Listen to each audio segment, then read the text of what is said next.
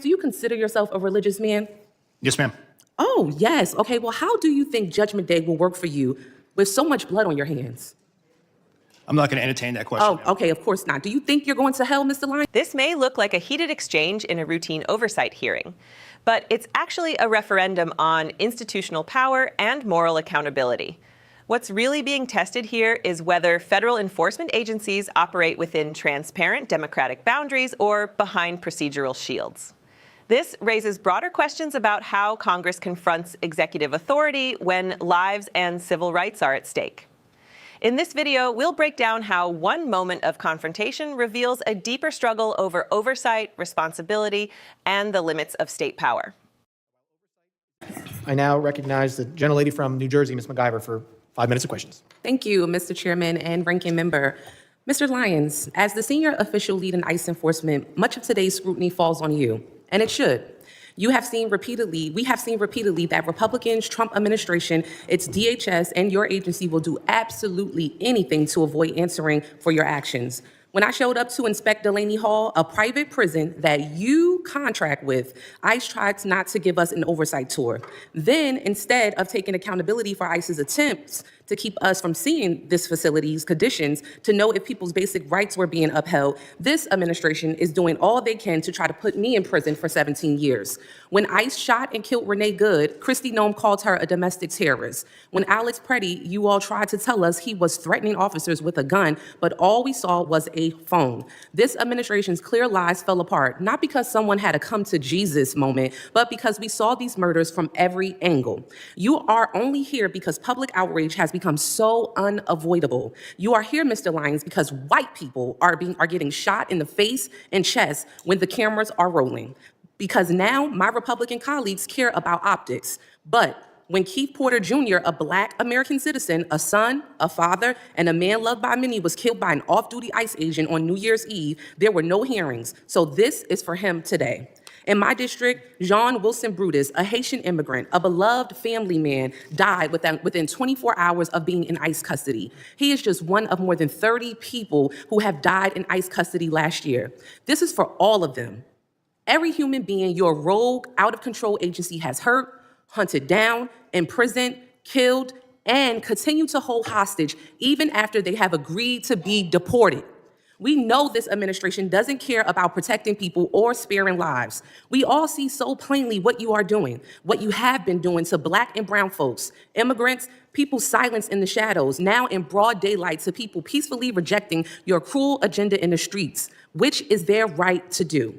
This is the despicable but predictable result of an agency that laughs at oversight, receives billions to deploy lethal force on our neighborhoods, and seems to believe that they are above the law and should be without accountability.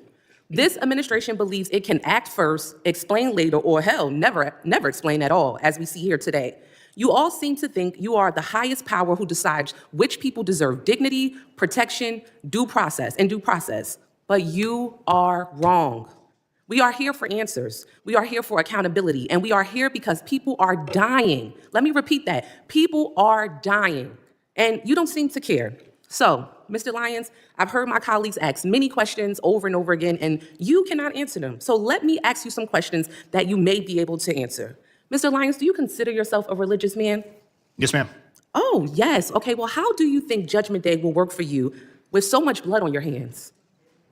I'm not going to entertain that question. Oh, okay, of course not. Do you think you're going to hell, Mr. Lyons? I'm not going to entertain. Of course not. How many government The gentlelady will agencies- suspend. The how many- gentlelady will suspend. Chairman? A gentlelady will suspend. As I said, the issues we're debating here are important to ones that members feel deeply about. Thank you, While Chairman. vigorous disagreement is part of the legislative process, members are reminded that we must adhere to established standards of decorum and debate. The witnesses are here voluntarily, and I will continue to remind members that while oversight is important, aggressively attacking those witnesses personally is inappropriate and not in keeping with the traditions of our committee. Mr. Chairman, I'm just asking a question. You guys are always talking about religion here in the Bible. I mean, it's okay for me to ask a question, right? But let me continue on. I got your note. All right, the gentlelady may Thank you so resume. much. Let me get back to my question, Mr. Chairman. Thank you. I appreciate you. How many government agencies, Mr. Lyons, are you aware of that routinely kill American citizens and you still get funding? Ma'am, I'm not going to entertain that. Of course you're not. Exactly. Exactly. Once again, questions that you cannot answer. And that is exactly why, Mr. Chairman, and to this committee, to my colleagues, and to my colleagues across the aisle, this is exactly why we should not be funding this agency. The people are watching you. They are watching you. And this is why we need to abolish ICE. With that, I yield back. Thank you kindly. The hearing reached its breaking point when Senator Dick Durbin looked across the chamber and delivered a blunt indictment of federal immigration enforcement in his home state. It's terrible. It's indefensible. It's embarrassing. 3 words, repeated with deliberate force, echoing through the Senate chamber like a gavel striking not just policy, but conscience.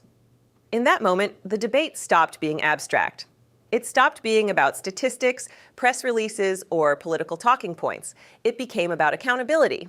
Durbin wasn't speaking in hypotheticals. He was speaking about Illinois, about communities he represents, about enforcement actions carried out in neighborhoods where families wake up uncertain of what the day will bring. His words were not casual criticism. They were an assertion that something fundamental in the system is not working, that the machinery of enforcement has drifted away from its stated purpose and towards something far more troubling. When a senior United States senator describes federal action as indefensible, he is not merely disagreeing with policy. He is challenging the moral framework behind it. He is asking whether power is being exercised with restraint, whether authority is being used responsibly, whether the institutions entrusted with enormous discretion remember who they ultimately serve. And that is what made this moment so significant. Because at its core, this wasn't just about ICE. It wasn't just about Illinois. It was about the American promise that government power must answer to the people, that enforcement must be balanced by fairness, that strength must be guided by principle. Durbin's remarks exposed a growing tension inside the American system, a tension between security and liberty, between enforcement and due process, between political messaging and lived reality. He painted a picture of operations that, in his view, undermine trust rather than reinforce safety. A system that risks alienating the very communities it claims to protect. The question now hangs in the air. When does enforcement become excess?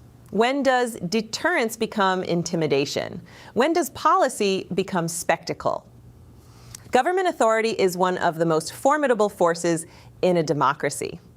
It carries the power to detain, to deport, to surveil, to investigate. But it also carries an obligation to operate within the bounds of law, transparency, and basic human dignity. When elected officials argue that those boundaries are being stretched, that obligation demands scrutiny. This hearing revealed something deeper than partisan disagreement. It revealed a struggle over narrative. One side argues that aggressive enforcement demonstrates strength and order. The other argues that the cost of that approach in community trust, in constitutional safeguards, in America's global image is too high. Durbin's language was not subtle. Embarrassing. That word cuts beyond policy and into reputation. It suggests that what is happening does not reflect the best of American values, that it diminishes the country's standing, that it sends a message not of confidence, but of confusion. And perhaps that is the heart of the matter. What does America want to project to the world? A nation governed by impulse or by principle? A system driven by fear or by measured judgment? A government that acts first and explains later? Or one that understands that explanation is part of leadership itself? These are not easy questions. Immigration has long been one of the most volatile issues in American politics. It touches sovereignty, economics, culture, and security. But volatility cannot be an excuse for abandoning balance. Heated rhetoric cannot replace careful governance. The Senate chamber is meant to be a place where disagreements are aired openly, where facts are examined, where executive agencies are reminded that they answer to elected representatives. In that sense, Durbin's words were a reminder of constitutional design. Oversight is not obstruction, it is a safeguard. And yet, the broader political climate complicates everything. In an era of sharp polarization, even basic oversight becomes controversial. Even calls for moderation are framed as weakness. The temperature rises, the language intensifies. The space for nuance shrinks. That is why moments like this matter. Because beneath the headlines and the viral clips lies a deeper test, a test of whether America's institutions can withstand pressure without losing their moral compass. A test of whether leaders will speak plainly when they believe lines have been crossed. A test of whether accountability remains a living principle or merely a ceremonial word. Durbin chose to speak plainly. Now, the burden shifts. Will agency leadership respond with transparency? Will Congress pursue substantive reforms? Will the public demand clarity instead of slogans? Democracy is not sustained by silence. It is sustained by engagement, by citizens who pay attention, by voters who understand that hearings are not theater.